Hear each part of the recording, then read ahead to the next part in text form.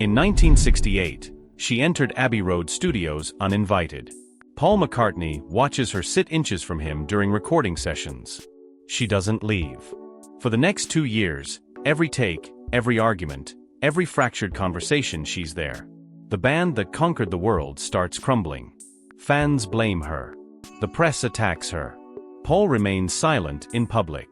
But privately, he tells people it became impossible to work. He calls her presence disturbing. In 2023, at 81 years old, he admits on a podcast, "We didn't welcome Yoko into the studio. We thought it was a guy thing." She broke an unspoken rule. She entered the Beatles' sacred creative space. She stayed when everyone wanted her gone. The tension destroyed friendships worth millions. It sparked a 16-year legal war.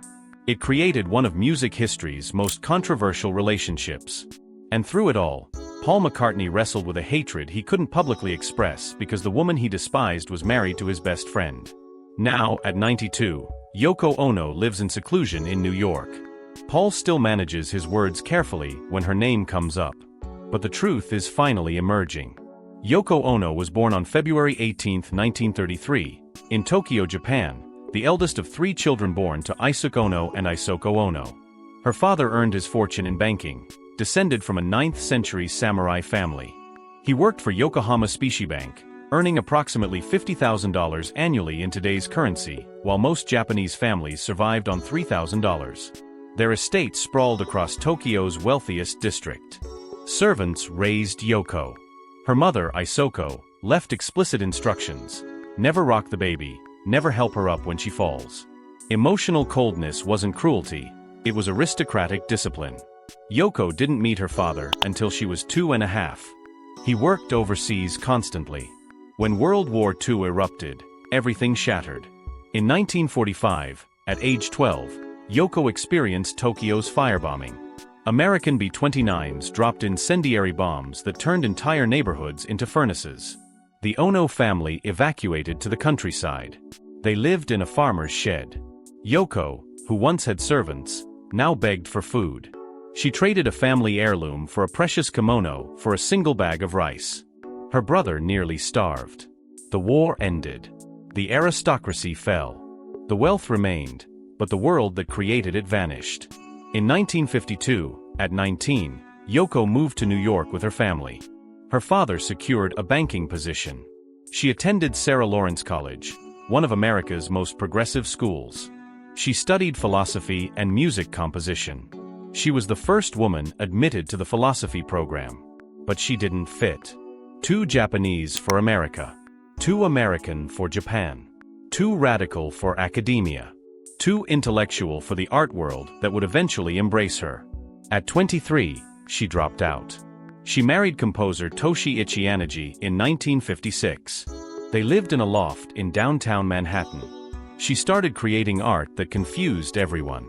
Instructions without objects. Performances without entertainment. Silence as music.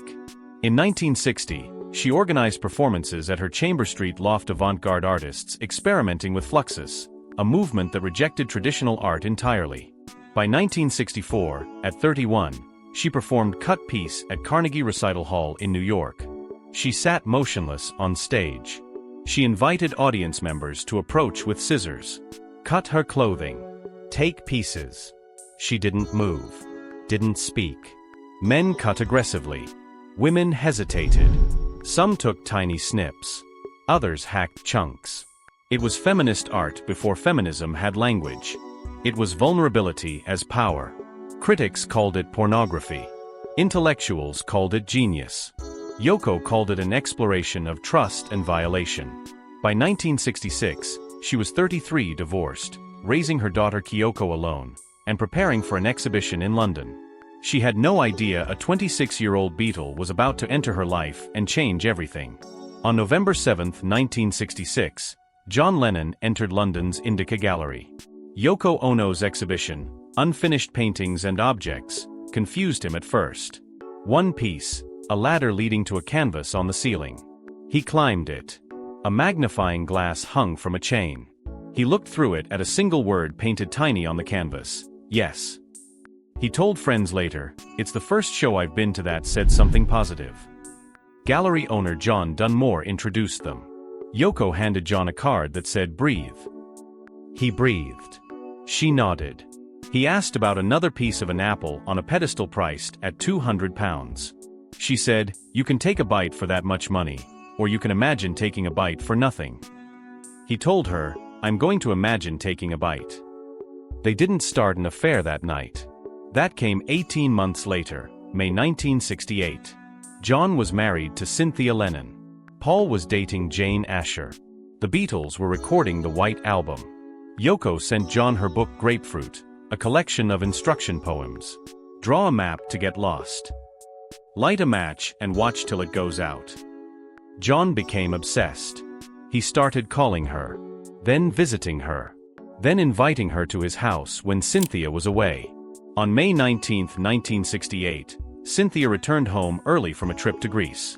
She found John and Yoko together, sitting in her living room, wearing matching white bathrobes. Yoko didn't apologize. John didn't explain. Cynthia filed for divorce. The Beatles community was stunned. John Lennon, the intellectual Beatle, the one with the wit and the books, had left his wife for an avant-garde artist 7 years older than him. The press called her the Dragon Lady. Fans sent death threats. George Harrison insulted her to her face in the Apple Records office, according to John's later interviews. Paul tried to be polite, but felt uncomfortable. Then Yoko started attending Beatles recording sessions. This broke the unspoken rule. Beatles recording sessions were sacred. No wives. No girlfriends. No outsiders. George Martin, their producer, had maintained this boundary for years. Even when Paul started dating Linda Eastman in 1968, she photographed the band but didn't sit through sessions initially. Ringo's wife Maureen didn't attend. George's wife Patty didn't attend. But Yoko attended. Every single session. She sat next to John. She whispered in his ear. She made suggestions about arrangements. She ate from a bag of snacks during takes. When John recorded his bass lines, she sat at his feet. When the band argued, she spoke. The other Beatles looked at each other. No one confronted John directly. Paul especially tried to keep working. In July 1968, during the White Album sessions, the tension exploded. Yoko spoke into the studio microphone during a take of Revolution 9, adding her avant-garde vocalizations. Paul stopped playing. He looked at George Martin. Martin shrugged. John had authorized it. Later, Paul recorded Helter Skelter, with an intensity that felt like screaming. The sessions turned hostile. George Harrison temporarily quit in January 1969 during the Get Back sessions, partly because of the constant tension. Paul tried addressing it carefully. In a 2023 podcast interview, he explained, "It just became impossible for me to work with Yoko sitting there watching us. I wanted to write simple things like, 'I love you, girl,' and every time I knew she was listening, I felt I had to come out with something clever and avant-garde. I'm not blaming Yoko, I'm blaming me." But he was blaming Yoko. He just couldn't say it directly. The business situation made everything worse.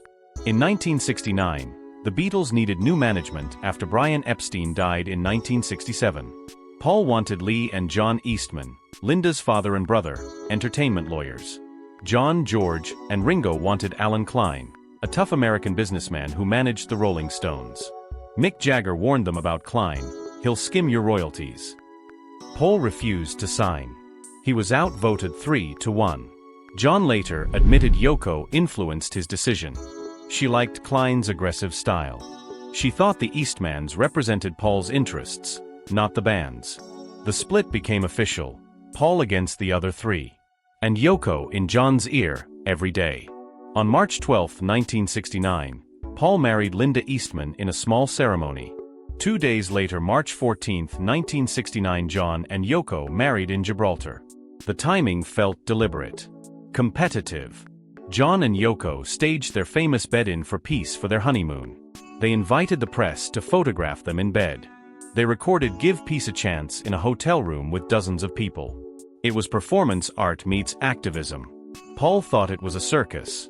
By September 1969, John told the other Beatles privately, "I'm leaving the group." He'd found Yoko, and John loved strong women. Alan Klein convinced him to keep it quiet to avoid tanking the value of their contracts. Paul felt betrayed and John left, but Paul had to stay silent about it. On April 10, 1970, Paul released a press statement with his solo album McCartney. He announced he had no future plans to record or appear with the Beatles again. The public blamed Paul for breaking up the Beatles.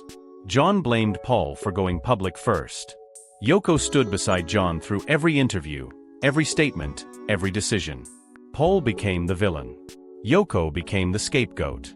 But between them, decades of resentment were just beginning. In 1971, Yoko released Fly, a double album that critics called unlistenable. It featured her signature vocal style, primal screaming, sustained notes, experimental sounds that mimicked birds and machinery. John produced it. He promoted it. Radio stations refused to play it. Fans mocked it. But John insisted, if people don't understand Yoko's music, they don't understand me. That same year, Paul released Ram, his second solo album. It went to #1 in the UK. Critics praised its melodic sophistication. But John heard insults in the lyrics. Too many people felt like a dig at him and Yoko. John fired back with How Do You Sleep on his Imagine album. The only thing you did was yesterday / and since you've gone you're just another day. Yoko co-wrote it. She sat beside him during recording. Paul heard it and felt devastated. Behind the public success, the cost piled up. John and Yoko faced deportation battles with the U.S. government from 1971 to 1975. The Nixon administration wanted them out. Their anti-war activism made them dangerous. They spent $250,000 in legal fees. The stress fractured their marriage. In 1973, John and Yoko separated. John called it his lost weekend, though it lasted 18 months. He moved to Los Angeles with their assistant May Pang. Yoko stayed in New York. Reports suggest Yoko encouraged the separation and she told May Pang directly, John is going to start seeing other women. It might as well be you. It was control disguised as freedom. Yoko called May regularly. She asked what John was doing, who he was seeing, when he was coming back. In 1975, John returned to Yoko. She was pregnant with their son Sean. John told friends, I realized I can't live without her. On October 9, 1975, Sean Taro Ono Lennon was born on John's 35th birthday. John retired from music. He became a house husband. He baked bread. He changed diapers. Yoko managed their finances and real estate empire. They bought 7 apartments in the Dakota building, worth approximately $8 million in 1970s dollars. But behind the domestic bliss, John had abandoned Julian Lennon, his son from his first marriage to Cynthia. Julian rarely saw his father. John paid minimal child support. When Cynthia asked for more support, John's lawyers fought her. Julian later said, I felt erased. Yoko, as John's partner and eventual estate executor, didn't advocate for Julian. She protected Sean's inheritance. Paul watched all this from England. He released Band on the Run in 1973, one of the greatest post-Beatles albums. He won Grammy Awards. He toured stadiums. But in interviews, when asked about John and Yoko, he chose his words carefully. They're living their life. I'm living mine. In private, Linda McCartney told friends Paul felt hurt. Not just by the breakup, but by Yoko's presence at the center of it. He believed Yoko manipulated John. He believed she isolated John from old friends. He believed she convinced John that Paul was the enemy. In 1976, John was granted his green card and the deportation case ended. He and Yoko celebrated with a party at the Dakota. They didn't invite Paul. That same year, Paul released Let Him In, a song listing friends he welcomed into his life. John wasn't on the list. By 1980, John returned to music. He and Yoko recorded Double Fantasy, a collaborative album alternating between John's songs and Yoko's. The lead single, Just Like Starting Over, hit #1. Critics praised John's comeback. They ignored Yoko's contributions or dismissed them as indulgent. In interviews, John defended her, people who say they like me but hate Yoko don't like me. We're a package.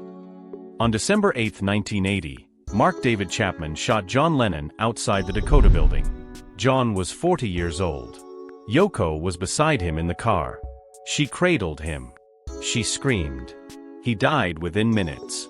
Paul McCartney learned the news from a reporter who called his house. He broke down. He issued a statement. John was a great man who'll be remembered for his unique contributions to art, music, and world peace. Later, he admitted he couldn't process it. The grief mixed with anger, regret, and unfinished business. And Yoko Ono became the sole executor of John's estate, worth $220 million at the time of his death. In 1969, Yoko Ono and John Lennon staged their Amsterdam bed-in at the Hilton Hotel. They invited the global press to photograph them in bed for a week. Message: love, not war. Over 100 journalists attended. They asked questions. John and Yoko answered while lounging in pajamas. Critics called it narcissistic. Activists called it genius. The Vietnam War raged. Young people embraced the spectacle. Conservative media condemned it. During the bed-in, Yoko made a controversial statement to the Jewish community. She said, "If I was a Jewish girl in Hitler's day, I would approach him and become his girlfriend. After 10 days in bed, he would come to my way of thinking." The comment sparked outrage. Jewish organizations called it offensive and trivializing. Yoko later clarified she meant using love as a weapon against hate, but the damage was done. It revealed her approach: provocation as activism, regardless of who it hurt. In 1972, John and Yoko moved to New York permanently. They immersed themselves in radical politics.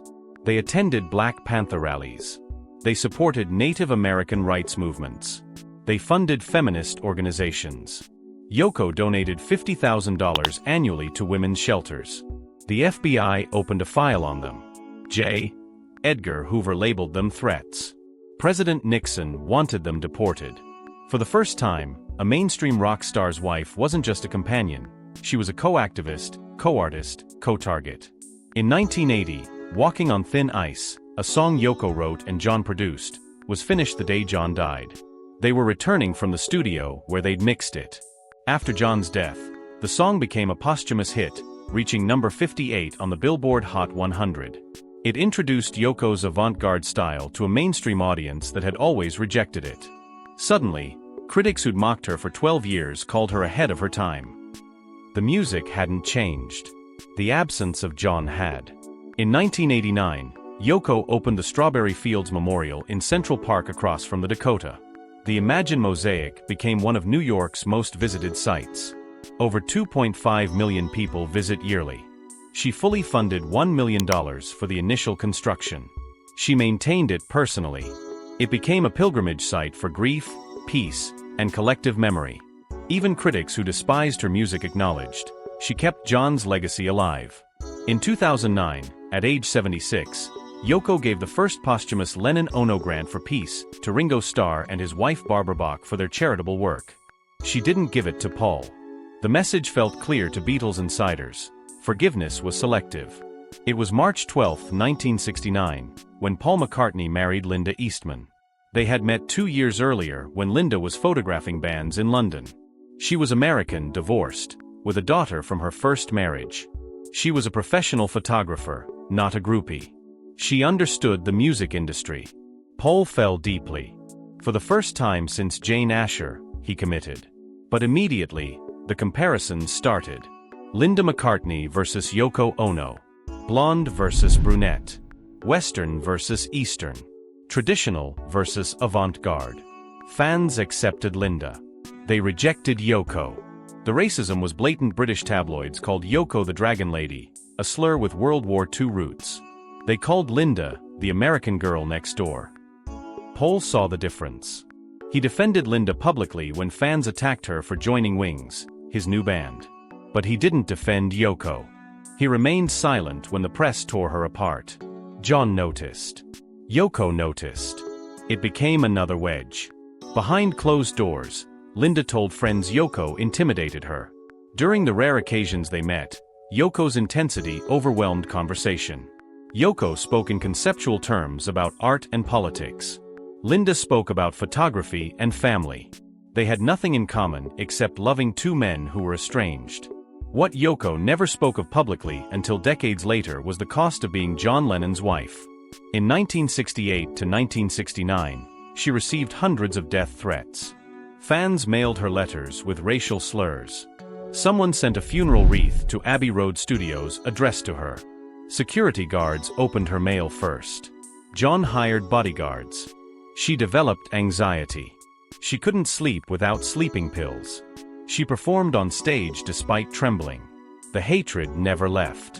In 1975, Yoko had 3 prior miscarriages before carrying Sean to term. Doctors put her on bed rest for 4 months. She managed the Beatles' business from bed signing contracts, negotiating deals, reviewing finances. The physical toll was severe. She lost 30 pounds. Her hair thinned. John stayed with her constantly, but even he didn't understand the ache of 3 lost children buried in silence. It was December 8, 1980, when the silence hit hardest. Yoko and John returned to the Dakota at 10:50 p.m.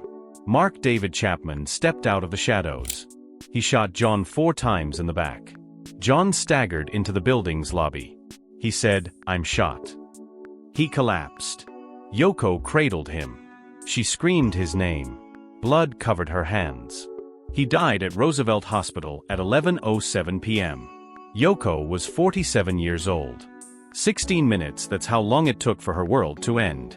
After John's death, she received another barrage of death threats. People blamed her for his murder. Conspiracy theorists claimed she'd orchestrated it.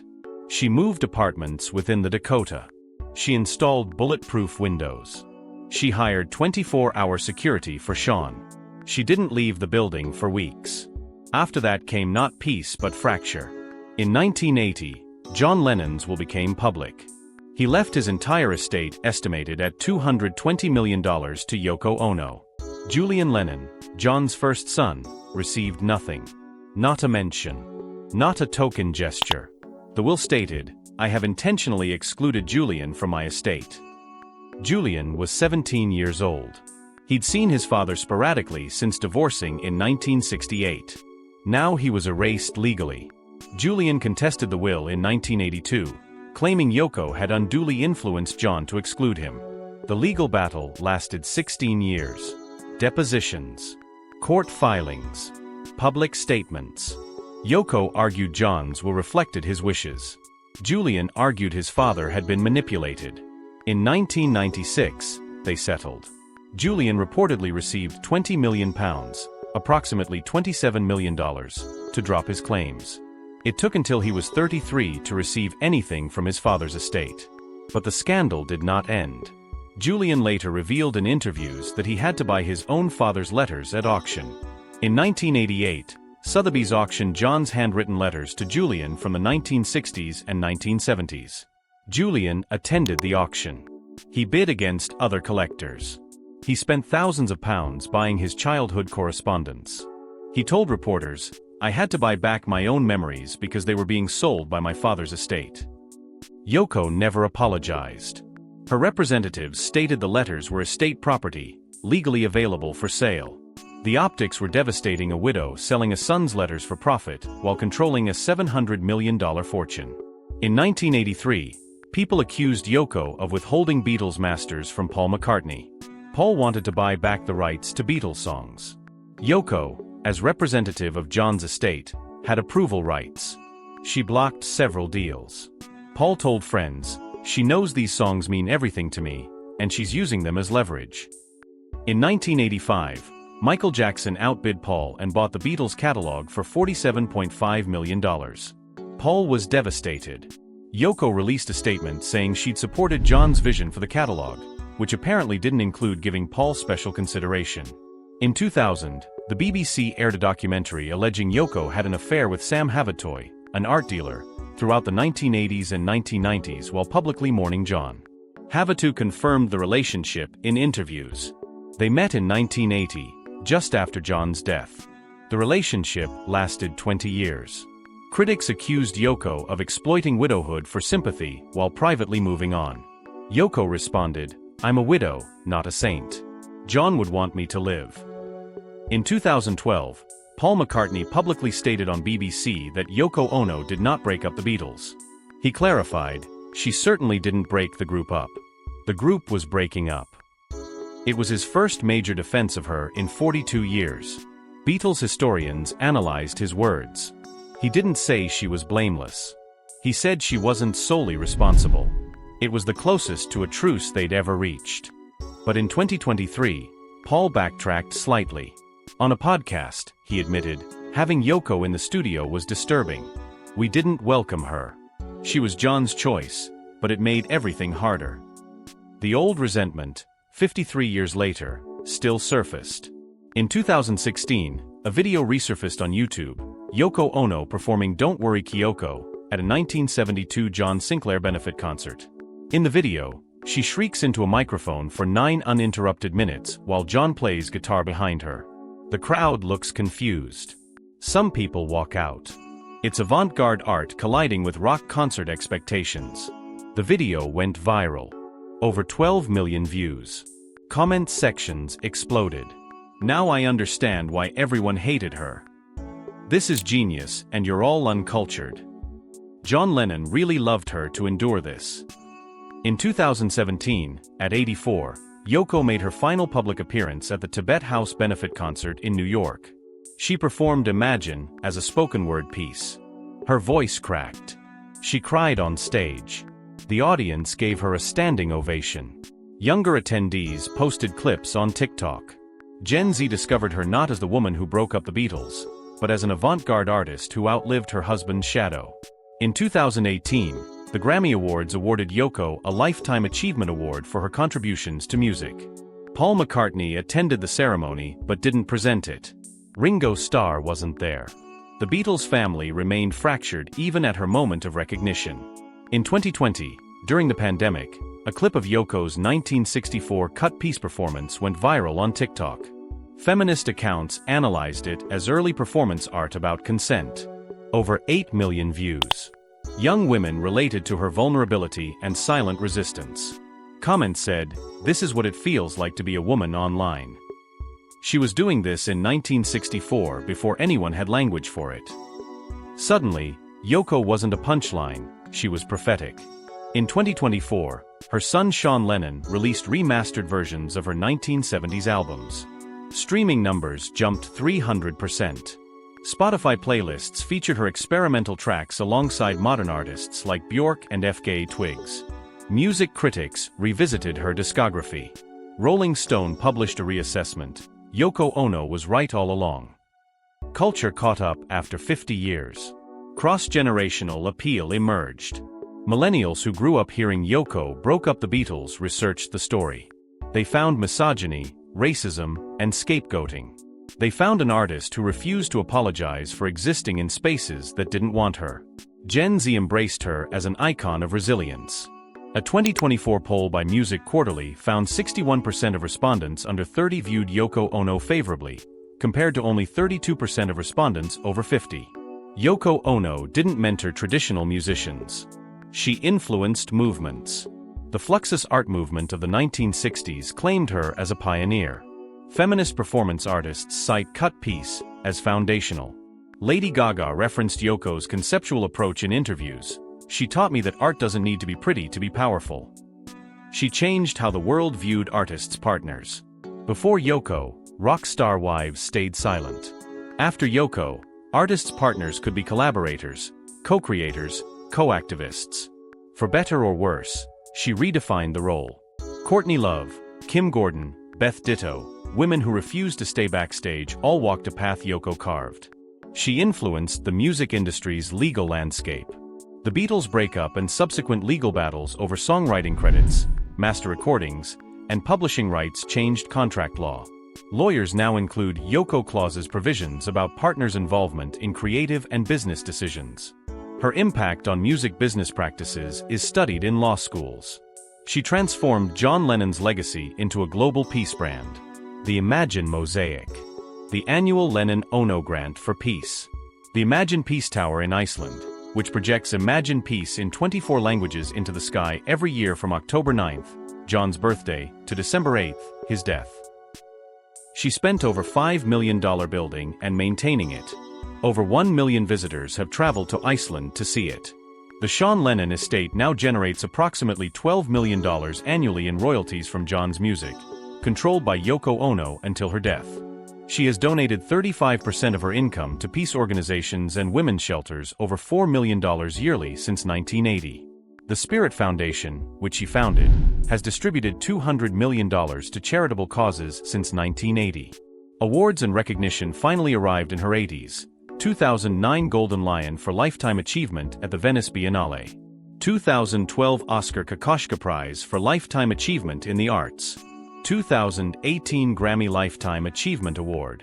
2025 Kennedy Center Honors nominee. But she measures success differently. In a 2015 interview she said, "People finally see me as an artist, not John's widow. That took 35 years. Was it worth it? Ask me when I'm dead."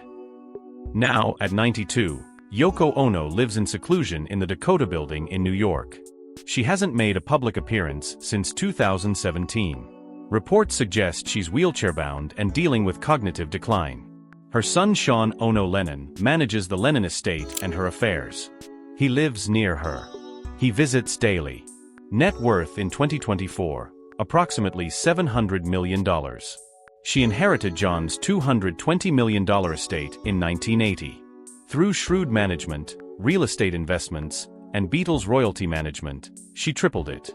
She owns 7 apartments in the Dakota worth $50 million combined. She owns John's original handwritten lyrics, worth $30 million. She owns the rights to John's solo music, generating $12 million annually. But she's donated $200 million since 1980. She funded peace education programs in 47 countries. She funded the construction of 12 women's shelters in New York. She established scholarships for female artists worth $500,000 annually. She could have been worth $900 million if she kept it all. That's not what she was chasing. She still lives in apartment number 72 at the Dakota, the same apartment where she and John lived. She hasn't redecorated. John's piano remains in the living room.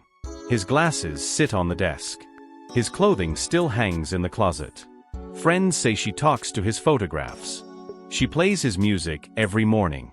She's never moved on, according to Sean. She's still married to him in her mind. Family sources told the press in March 2025 that Yoko is living out her final days in a happy place. She paints occasionally. She writes poetry she doesn't publish. She watches the sunset from her window overlooking Central Park. She receives few visitors. Paul McCartney isn't one of them. In 2025, Paul was asked in an interview if he'd reconciled with Yoko. He paused for 11 seconds. He said, "We've made peace in the ways that matter. Time does that. But some things, you carry them." He didn't elaborate. He didn't need to. The woman Paul McCartney hated more than anything taught the world a painful lesson. You can be right about someone and still lose the narrative. Paul was right that Yoko disrupted the Beatles. But history now asks, shouldn't she have? She refused to be invisible. She refused to apologize for loving John Lennon. She refused to play the role assigned to her silent, obedient, unobtrusive. She chose authenticity over likability. She paid for it with decades of hatred. But she outlasted her critics. She outlived her husband. She redefined her legacy. Now, the world reassesses. The Beatles broke up because 4 men grew apart, wanted different things, couldn't share power, and resented each other's creative directions. Yoko didn't cause that. She just refused to pretend it wasn't happening. Paul McCartney spent 50 years wrestling with that truth. The woman he despised most wasn't the villain. She was just the person brave enough or stubborn enough to exist exactly as she was, regardless of who hated her for it. That's what Paul couldn't forgive. Not that she broke up with the Beatles. But she didn't care whether he forgave her.